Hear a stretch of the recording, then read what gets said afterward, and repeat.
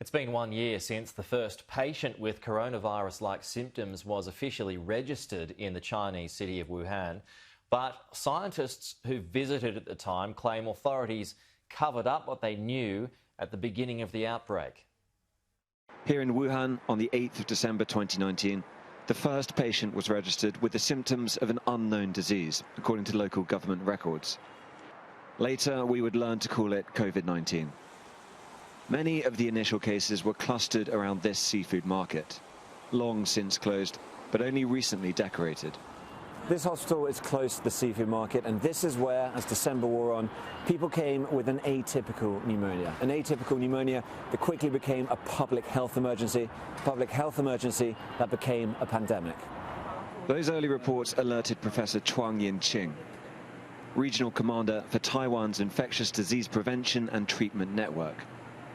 He flew to Wuhan in January and met Chinese officials. I think there's something wrong.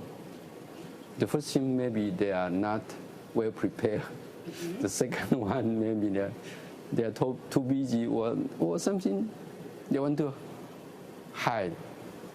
Professor Chuang was particularly skeptical of the official Chinese narrative that the new disease could not be transmitted from human to human. They try to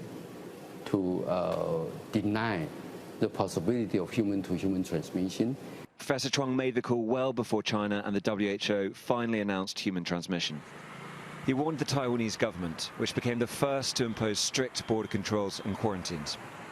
Just 7 people have died from COVID there during the whole pandemic, and he tried to warn the world. A week later, Wuhan went into lockdown, the first of the pandemic, and at the time, a radical, unproven measure. Wuhan has long since returned to normal life.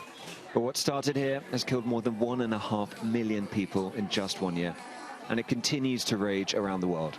There is still so much we just do not know. Tom Cheshire, Sky News, Wuhan.